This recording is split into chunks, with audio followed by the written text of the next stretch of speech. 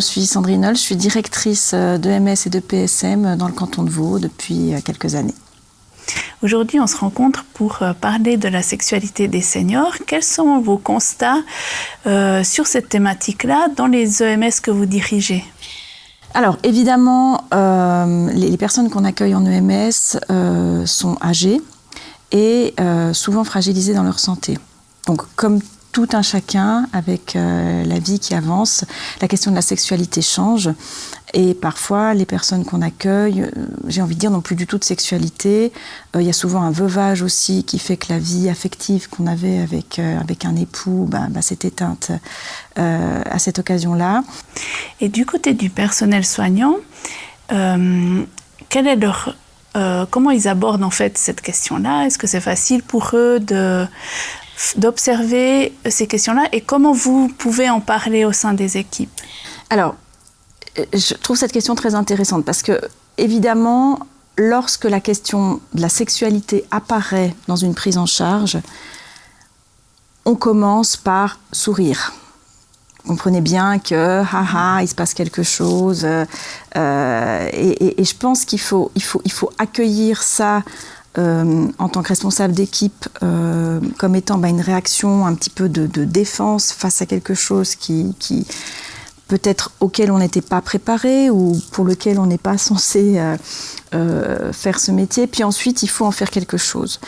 La question de la sexualité de la personne âgée et finalement aussi, on peut parler d'assistance sexuelle, est connue de tous mes responsables d'équipe.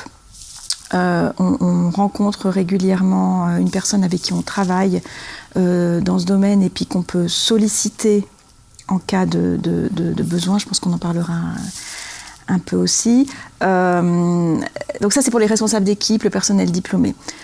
Il y a quand même différentes formes de besoins de la part des seniors, des besoins sexuels, mais aussi des besoins affectifs. Donc vous faites une distinction sur ces différents besoins. Est-ce que vous pouvez nous en dire un peu plus ? Les personnes pour lesquelles et avec lesquelles on travaille n'ont plus ou peu de relations tactiles au sens affectif. Je parle de câlins, de se prendre dans les bras, de se caresser, etc.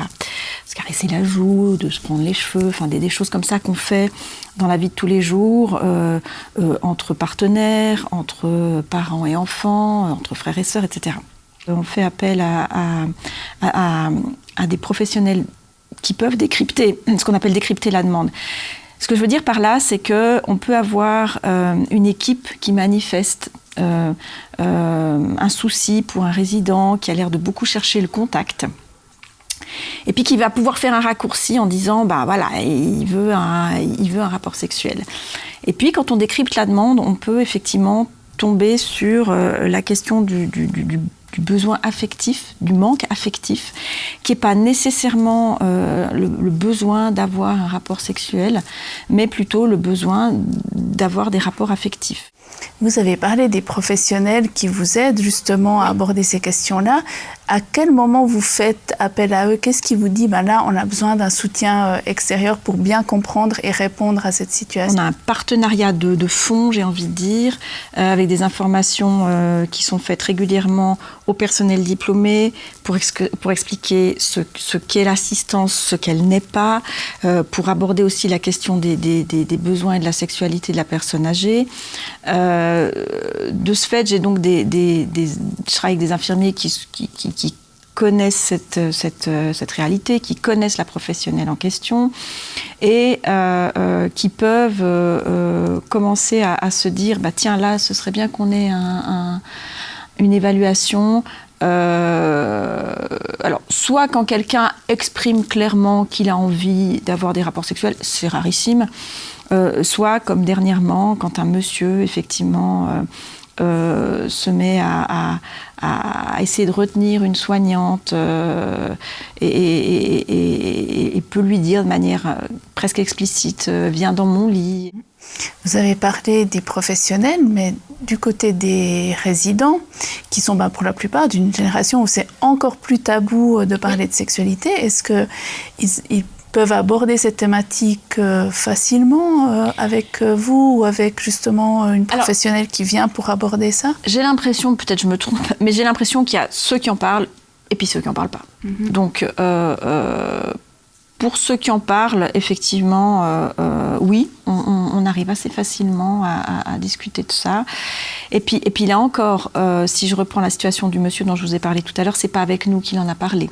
C'est vraiment avec cette professionnelle qui est venue discuter de cela avec lui, puis qui a certainement, bien mieux que moi, des techniques pour aborder cette question de la sexualité et lever le tabou pour pouvoir discuter. Mais oui, j'ai envie de vous parler aussi d'un couple qui s'est constitué à l'EMS, où les gens se sont fiancés. C'est un monsieur et une dame qui sont rentrés à l'EMS et qui se sont fiancés à l'EMS. La question de la sexualité s'est forcément posée.